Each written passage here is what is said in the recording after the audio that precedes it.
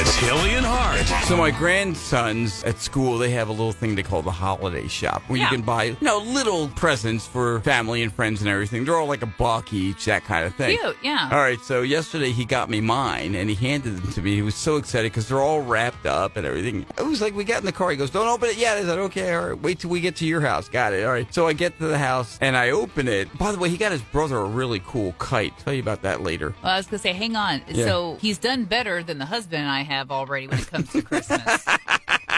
He made you wait to at least get to the house. Yeah, exactly. Well, okay. sometimes it's hard to wait. I get that. Yeah. But anyway, it was a couple of notepads, and they each have little sayings on them. And these are kind of work-related jokes, that sort of thing. I don't think he got that, though, because one of them has a person at their desk, and it says, "Getting paid to sleep. That's my dream job." Okay, that's one. That's one.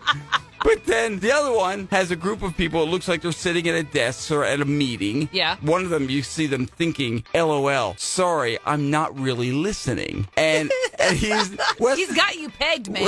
Well, Weston's explaining to me what these are, and he hands me that one that I just read to you. And he says, "This is for when everybody's sitting around a table telling jokes." Is that what he thinks we do? That's what we sit around here and we tell jokes. He's kind of right, to tell you the truth. He's not too far off. Not exactly. Anyway, it was the sweetest thing. I love it. And then I can't believe how well he nailed your work ethic, though. That's fantastic.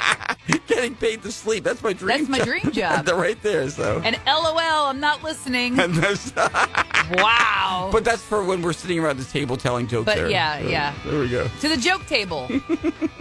It's Hilly and Hart. How much do you like mouthwash? Do you use it? I like it. Do you use mouthwash, really? Yeah. Yeah, I just brush my teeth. I don't use mouthwash. Well, the one I use, it's supposed to help with dry mouth. That makes sense, yeah. Yeah, one of the medications I'm on kind of dries me out. Because you have like a tooth thing, don't you? Like enamel weakness or something like that? I was born without a lot of enamel. Like as my baby teeth and adult teeth came in, it was a genetic defect. So you need to be somewhat careful what you put in there then, too. I mean, when I was a kid, I had a lot of problems with cavities, but not so much as an adult. But they're saying something could replace mouthwash if this catches on. Garlic. That's a hard pass. I love me some garlic. I do. But it is not going to kill bad breath. It's going to enhance. Yeah. I mean, nobody likes garlic breath. I can't even imagine why. I mean, I understand it has its health benefits, and, that's what garlic is all about. Yeah, I mean, it's supposed to be super healthy for you, but I don't see how it could be as effective as mouthwash. No, I don't either, but I know they're trying to push this. So is it chlorhexidine? Is that what it's called? The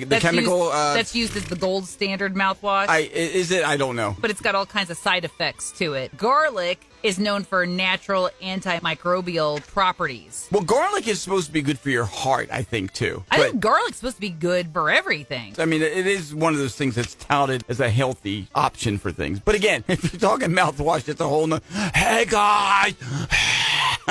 It's like...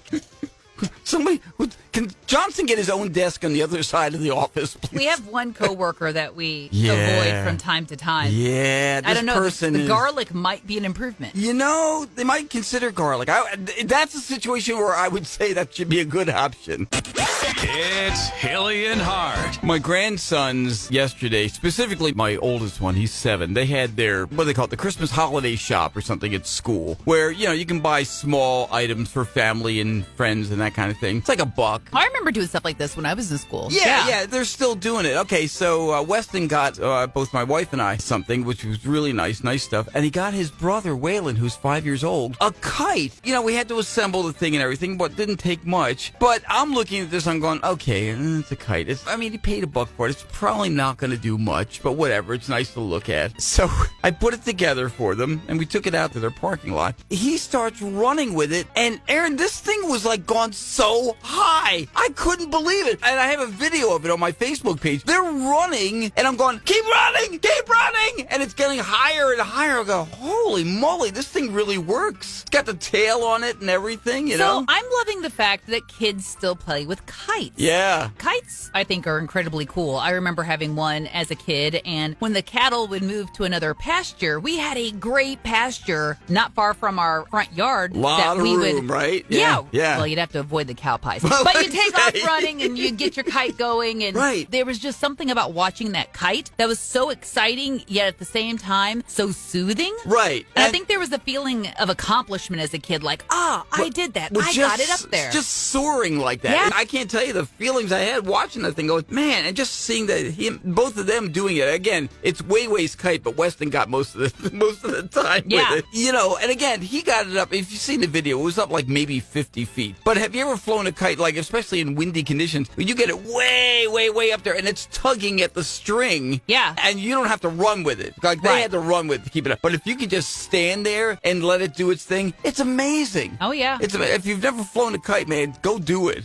Oh, yeah. My dad, he was always so optimistic about what we could do. Right. He was never one of those guys who was like, you can do anything you want to do. Right. He would just give us the tools and see what we would do with it. Knock yourself out. Yeah, so with the kite, I kid you not, it was probably on like 100 feet of twine. Like we had this big, massive thing of twine with us. And you get it to the end of the string, like as far as it's going to go, man. man. Go as far up as you could go. And Pretty there was just wild. that huge feeling of accomplishment if you could do that. It gives me hope for the upcoming generation. That's right. That they're not only locked into video games and stuff, devices. We need a trend. Yeah, exactly. Down with the cell phones, up with the kites. It's Hilly and Hart. All right, I think this is hilarious. There's a politician in Australia who went on vacation, on holiday, as they say. He found out, because he has a security camera in the home, Right. he found out that his dogs had opened the door and allowed these farm animals into the house. Dogs got a little lonely. The dog's name is Thunder. He pushed open this sliding door, and so there's a steer named Sue, Of course. who came inside. Then they got a pet horse, Cricket, who came in. Cricket just sniffed the furniture. Yeah. Well, I'm not sure that that's all that Cricket did, but he doesn't elaborate on that. But they say the animals spent about an hour and a half inside. They knocked stuff off cabinets, as you would expect. And Well, Cricket scattered some vegetable scraps around the room, drank from the fish tank, so really lowered the water level in that tank. this politician, Andrew McKay, he posted the security video on Facebook, and he says, now that the outside animals know what air conditioning feels like, they're no doubt going to try it again. Oh, yeah.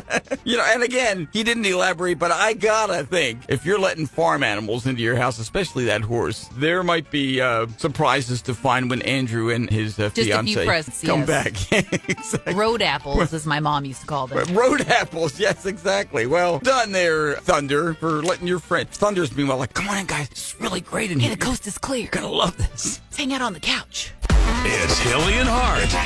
Oh, you've heard people in the past say, oh, you're coming down with something. Have a hot toddy. That usually means some type of warmed up booze with some maybe honey, lemon. This is something, honestly, that I've used in the past for when I get a sore throat or start to lose my voice. No, I've had them a couple of times when, in exactly that situation. Right. So the honey, lemon, and some hot water, that really does provide some therapeutic benefits for respiratory illnesses and infections. But the alcohol, What's the booze do? not so much. Really? They say Really? combining alcohol with cold medications increases dangers, including, overdose. What a surprise. That's terrifying. Yeah. Particular for people over 65. Heaven, Helen. There you go. And alcohol may also weaken immune function and slow healing. I have heard that before. They might make you feel a little better at the moment. Right. But, again, Right. I suspect you could probably not have the booze in there and obviously still get the desired effect. Yeah. As far as the soothing part goes. I've done hot tea, honey and lemon before. That seems to help. But yeah, they're saying just skip the booze. This is coming from the health professionals. The hot toddies don't need. The hot toddies don't need to go in your bodies. It's Hilly and Hart. A drone rescue in 21-degree conditions. Ugh. That's exactly what happened the other day in Colorado. This hiker, he's 33 years old, he spent hours in Aaron quicksand. Which, if you're a kid of the late 70s, early 80s, Yes. like I was, you really thought quicksand was going to be an everyday problem. Yeah. Because you saw it in Scooby-Doo and everything you else. saw it in all the shows. Right. You know, somebody would eventually fall into quicksand, would struggle. Next thing you know, they'd be up to their chest. Oh, it's up to their neck. This guy was knee deep in it. The thing is, he says, I'm not a stranger to getting my feet wet or, having to trudge through mud. Sure. So at first he says it really didn't strike him as unusual. But then again, he says he was pretty tired and stuck and ready to get out. So they used ladders and traction boards from vehicles and everything to finally get him out. But they detected him. They found him with a drone. That's how they knew where he was. Yeah, drones can be, quite useful, quite amazing. The stories that he's going to tell from Thanksgiving's on. Did I ever tell you about the time I was stuck in quicksand? Oh, yeah, I was up to my knees, kids. Like, I'm sure he's going to elaborate on it. I was there for so long, I lost feeling in my leg As the and years- almost lost my shoe when they Right. pulled me out. However, Exactly. I was able to maintain keeping my shoe on. Here I am. My composure is the reason why I'm still with you today. 20 years from now, it's going to be, oh, yeah, I was up to my neck. It was unbelievable, but I was still breathing. The even more amazing is that rescue team. That was their 142nd rescue of the year. Pretty cool, man. The year's not over yet. Pretty cool, yeah.